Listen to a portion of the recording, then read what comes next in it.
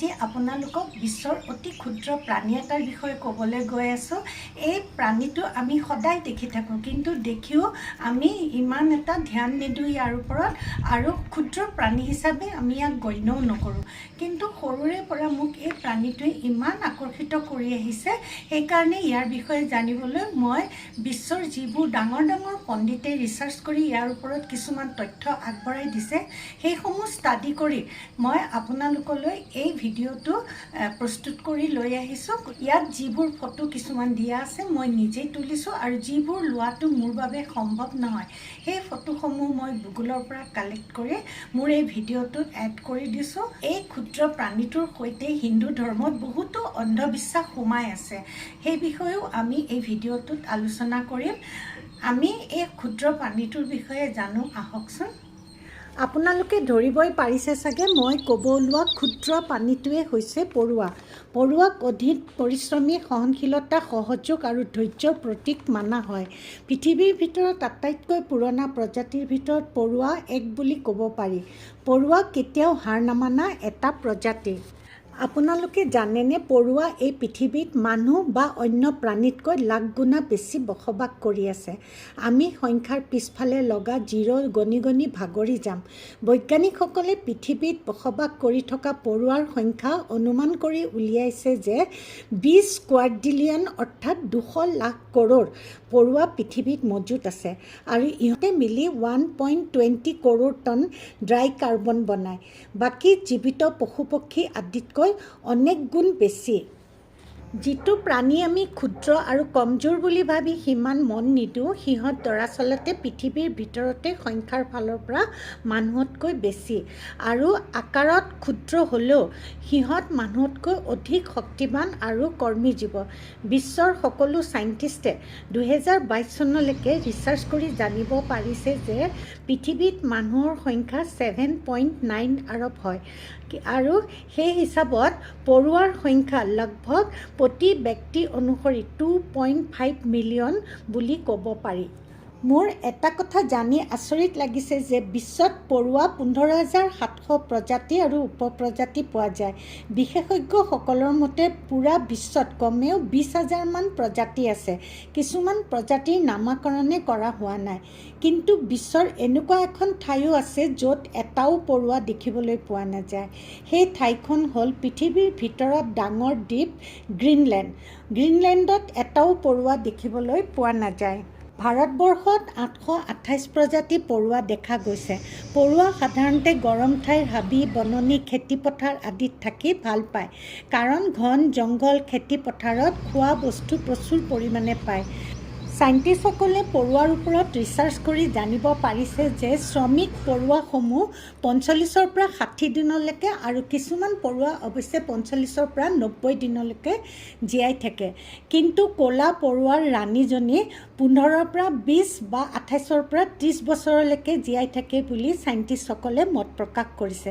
ইনচেক্টৰ ভিতৰত আটাইতকৈ বেছি দিন জীয়াই থকাই হৈছে এই প্ৰাণীটো। শ্ৰমিক পৰুৱাবোৰে ৰাণীক ভালদৰে খোৱা বস্তুৰ যোগান ধৰি থাকে আৰু ভালদৰে ভৰণ পোষণ কৰে, আৰু যদি ভালদৰে খোৱা বস্তুৰ যোগান ধৰে তেতিয়াহ'লে ৰাণীয়ে কণী বেছিকৈও পাৰে আৰু বহুত দিন জীয়াইও থাকে।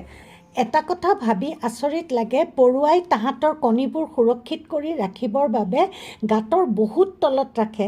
দিনত প্ৰয়োজনীয় টেম্পাৰেচাৰ পাবৰ কাৰণে ওপৰলৈ লৈ আহে কণীবোৰ, আকৌ ৰাতি সুৰক্ষিত স্থানত থৈ দিয়ে। পৰুৱাৰ আটাইৰে জিৰণি লোৱা কোঠা বেলেগ বেলেগ হয়। খাদ্যবস্তু জমা কৰি ৰখা, কণী ৰখা, শ্ৰমিকৰ কোঠা, ৰাণীৰ কোঠা, সকলোৰে বেলেগ বেলেগ কোঠা থাকে। ৰাণীৰ যদি মৃত্যু হয় তেতিয়াহ'লে ৰাণীৰ বংশৰে যদি কোনোবা শক্তিশালী পৰুৱা থাকে, তেতিয়া শ্ৰমিক পৰুৱাবিলাকে সেই পৰুৱাজনীক ৰাণী পাতি লয়।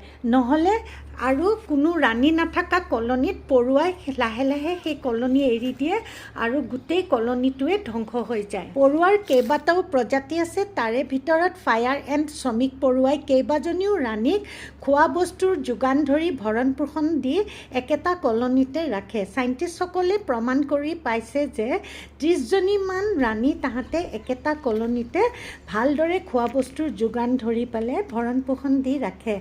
ভালদৰে খাবলৈ পোৱা ৰাণীয়ে 1500লৈকে কণী দিব পাৰে। মতা পৰুৱাৰ আয়ুস বহুত কম, কেৱল 2 সপ্তাহমানহে জীয়াই থাকে। ৰাণী পৰুৱাজনী বহুত দূৰলৈ গৈ এযোৰ পাখি থকা মতা পৰুৱাৰ লগত সম্ভোগ কৰে। মতা পৰুৱাটোৱে শুক্ৰাণু স্থানান্তৰিত কৰাৰ পিছত মতা পৰুৱাৰ মৃত্যু হয়। শ্ৰমিক পৰুৱাৰ যদি অঘটন নঘটে, যিবোৰে মানুহৰ ঘৰ আদিতো বাস কৰি থাকে, 2 পৰা 7 বছৰলৈকে জীয়াই থাকিব পাৰে। আমি পৰুৱাক অতি ক্ষুদ্ৰ আৰু কমজোৰ প্ৰাণী বুলি ভাবোঁ। বৈজ্ঞানিকসকলৰ মতে পৰুৱাই নিজৰ ওজনতকৈ 5000 গুণা দবাও বা হেঁচা সহ্য কৰিব পাৰে আৰু নিজৰ ওজনতকৈ 10ৰ পৰা 50 গুণ অধিক ওজন উঠাব পাৰে। আমি যদি মানুহৰ লগত মিলাই চাওঁ, এই ক্ষেত্ৰত 180 পাউণ্ড ওজনৰ মানুহে পূৰ্ণ বিকশিত গৰু উঠোৱাৰ নিচিনা হয়। পৰুৱাক দেখিলে লাহে লাহে যোৱা যেন লাগে, কিন্তু চিলভাৰ এণ্টে 1 ছেকেণ্ডত প্ৰায় 1 মিটাৰ দূৰ আৰু 19 মিনিটত 1 কিলোমিটাৰ দূৰ যাব পাৰে। এই পৰুৱাবিধক ফাষ্টেষ্ট এণ্ট বুলি কোৱা হয়।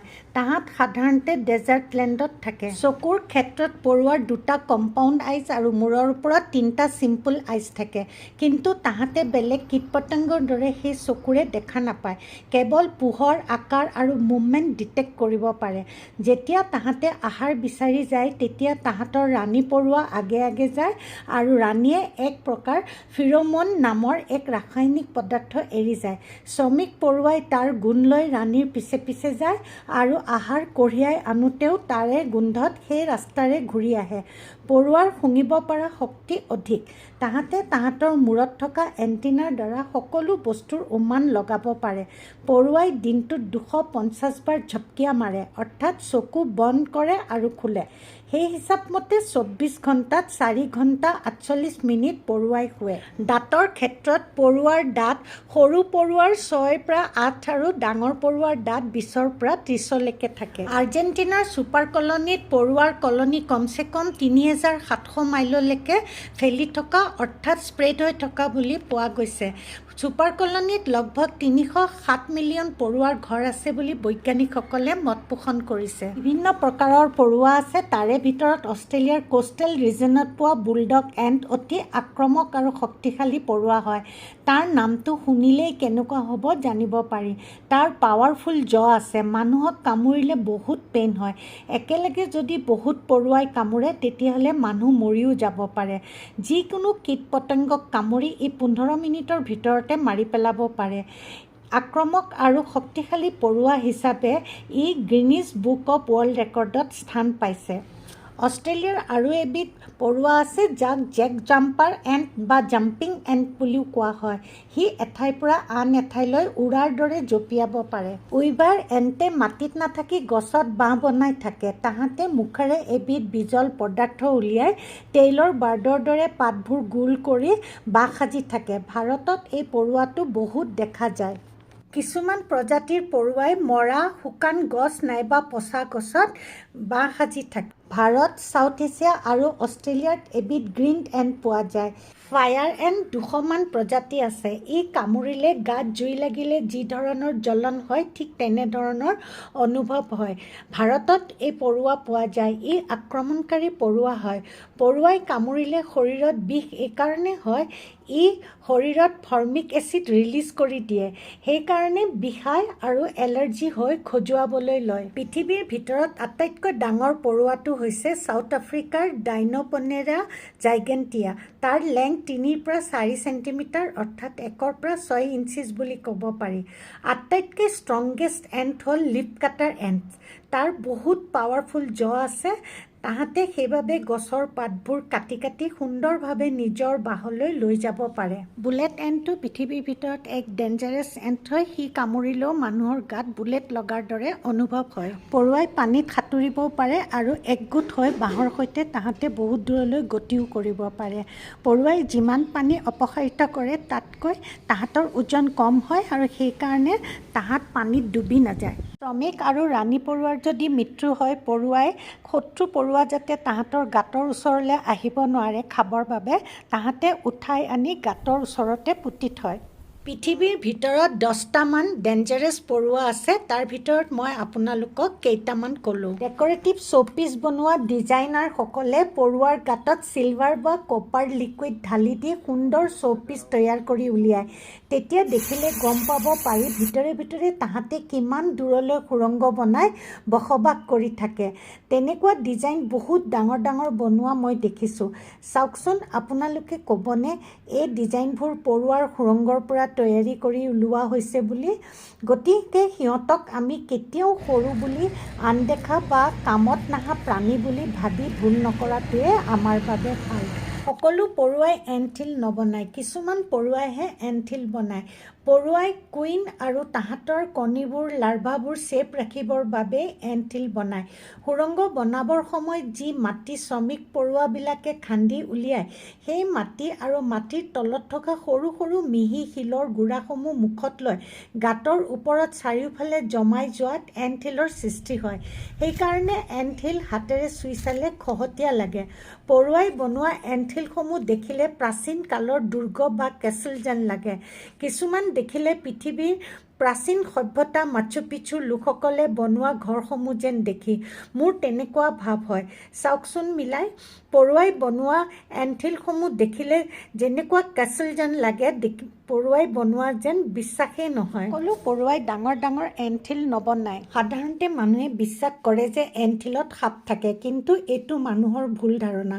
কোনোবাই যদি এন্থিলত সাপ দেখে তেতিয়াহ'লে জানিব সাপে এন্থিলত সোমাই থকা সৰু সৰু নিগনি, এন্দুৰ নাইবা তেনেধৰণৰ সৰু জীৱ আৰু প্ৰাণীসমূহ খাবলৈহে আহে, বসবাস কৰিবলৈ বুলি নহয়। সাপে সদায় খৰি আদি দমাই থোৱা বস্তু, শুকান পচা গছ গছনিৰ পাতৰ মাজত, পুৰণা ভঙা ঘৰ আদিত বাঁহ লয়। সাপে সদায় কণী পাৰি পোৱালি জগাবৰ বাবেহে একে ঠাইত থাকে, নহ'লে সাপে সদায় একে ঠাইত নাথাকে। এন্থিলত বসবাসৰ বাবে সাপ কেতিয়াও নাথাকে। বহুতো সাপে এন্থিলত থাকে বুলি পূজা পাঠ কৰি তাৰ সন্মুখত গাখীৰ আদি থৈ আহে। শকুন শাস্ত্ৰ আৰু জ্যোতিষ শাস্ত্ৰ মতে পৰুৱা বিষ্ণুৰ প্ৰতীক মানা হয়। ক'লা ৰঙৰ পৰুৱাক শনি গ্ৰহৰ লগত সম্বন্ধ আছে বুলি শাস্ত্ৰত কোৱা হৈছে। সেইকাৰণে ক'লা পৰুৱাক ঘৰত দেখিলে চাউল নাইবা আটাৰ লগত গুড় মিলাই দিব লাগে বুলি হিন্দু ধৰ্মত কোৱা হয়। তেতিয়া বিষ্ণুৰ আশীৰ্বাদ লাভ কৰে বুলি শাস্ত্ৰত উল্লেখ আছে। মিঠা বস্তু পৰুৱাৰ আটাইতকৈ পচন্দৰ বস্তু। পৰুৱাক মিঠা খাব দিলে দুৰ্ভাগ্য সমাপ্ত হয় বুলি শাস্ত্ৰত উল্লেখ আছে। বাস্তু আৰু জ্যোতিষ শাস্ত্ৰ মতে ক'লা পৰুৱা ঘৰত ওলালে ধন বৃদ্ধিৰ সংকেত হিচাপে লয়। ৰঙা পৰুৱা ঘৰত দেখা দিলে ঘৰত অশুভ ঘটনা ঘটা, বিবাদ আৰু ধন খৰচ হোৱাৰ সংকেত দিয়ে বুলি ধৰে। ঘৰত যদি পৰুৱাৰ ঝুম ওলায় তাহাঁতক খাবলৈ কিবা দিব লাগে। ভোকত পৰুৱা থাকিলে বেয়া বুলি কয়। খাবলৈ দিলে তাহাঁত নিজে নিজে বস্তু লৈ গুচি যায়।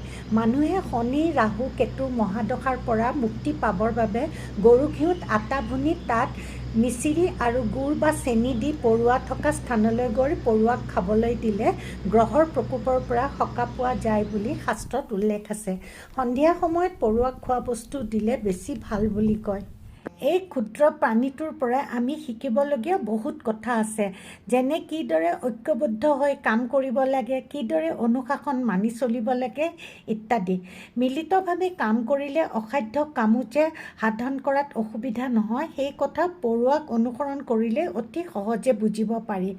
আৰু খাদ্য সংগ্ৰহ কৰি কিদৰে ষ্ট'ৰ কৰি খোৱাটো উচিত, কলনী বনাই সমাজ পাতি কেনেদৰে বাস কৰিব লাগে, নিজৰ কলনী শত্ৰুৰ পৰা কেনেকৈ বচাই ৰাখিব লাগে, এই সকলোবোৰ কথা পৰুৱাক মন দিলে আমি অতি সহজে বুজিব পাৰোঁ। পৰুৱাই মানুহক কিছু কথাত সহায় কৰে। পৰুৱাই ঘৰত বাঁহ ল'লে উয়ে বাঁহ ল'ব নোৱাৰে। পৰুৱাই খাদ্যৰ বাবে উইক মাৰি পেলায়। ঘৰত পৰি থকা ক্ষুদ্ৰ আহাৰ পোক আদি উঠাই চাফা কৰে। খেতিপথাৰতো বহু পোক আদি মাৰি খাই খেতিয়কৰ সহায় কৰে। পৰুৱাই পলিনেশ্যনতো সহায় কৰে। খেতি চপোৱাৰ সময়ত যিবোৰ শস্য মাটিত পৰে সেইসমূহ উঠাই লৈ যায়। প্ৰচুৰ খাদ্য পায় কাৰণে পৰুৱাই খেতিপথাৰত ঘৰ কৰি থাকে। এটা কথা আমি এইদৰেও ভাবি চাব লাগিব যে ইফালে সিফালে খোৱা বস্তু পৰি থাকিলে পৰুৱা আহিবই। চাফ চিকুণ ঘৰ এখনত পৰুৱাই বাঁহ কম লয়। যি মানুহৰ ঘৰখন পৰিপাটি আৰু চাফা কৰি ৰাখে তেওঁলোকৰ বেমাৰ আদিও কম হয় আৰু তেতিয়া ধনো কম খৰচ হয়। আমিও দুইটা ফালেই চাব লাগিব। আজিলৈ ইমানেই। ভিডিঅ'টো চাই আপোনালোকে কেনে পালে নিশ্চয় জনাব। ধন্যবাদ।